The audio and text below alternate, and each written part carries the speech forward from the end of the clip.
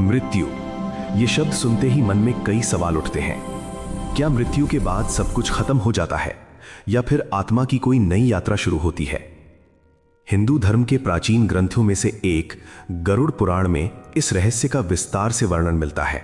गरुड़ पुराण में भगवान विष्णु ने गरुड़ को मृत्यु और आत्मा की यात्रा का रहस्य बताया है।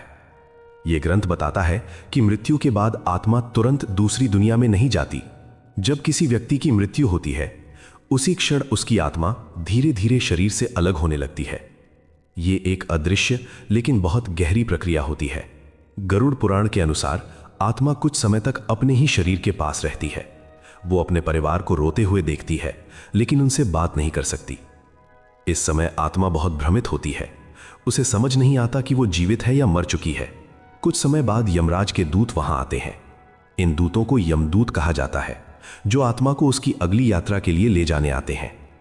लेकिन गरुड़ पुराण के अनुसार आत्मा तुरंत यमलोक नहीं जाती।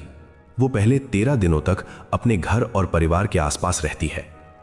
इन दिनों में परिवार के लोग शोक मनाते हैं और आत्मा की शांति के लिए प्रार्थना करते हैं। गरुड़ पुराण कहता है कि आत्मा इन दिनों में सब कुछ देख सकती है। वो अपने प्रियजनों को देखती है, लेकिन उनसे बात नहीं कर पाती। इन दिनों में आत्मा को अपने जीवन के कर्म याद आने लगते हैं। अच्छे और बुरे दोनों कर्म उसे दिखाई देते हैं। परिवार द्वारा किए गए पिंडदान और श्राद्ध आत्मा की यात्रा में बहुत मदद करते हैं। इन कर्मकांडों से आत्मा को शक्ति मिलती है और उसकी आगे की यात्रा आसान होती है। धीरे धीरे आत्मा यमलोक की ओर अपनी लंबी यात्रा शुरू करती है। गरुड़ पुराण के अनुसार यह रास्ता आसान नहीं होता। यह आत्मा के कर्मों के अनुसार बदलता रहता है। अगर व्यक्ति ने अच्छे कर्म किए हों तो उसकी यात्रा सुखद होती है, लेकिन अगर जीवन में पाप किए हों तो रास्ता कठिन हो जाता है। 13वें दिन किए जाने वाले संस्कार आत्मा की यात्रा का महत्वपूर्ण हिस्सा होते हैं। इसी दिन आत्मा अपने परिवार से अंतिम विदाई लेती है। इसके बाद आत्मा यमलोक की ओर बढ़ती है, जहां उसके कर्मों का निर्णय होता है। वहां आत्मा के हर कर्म का हिसाब किया जाता है।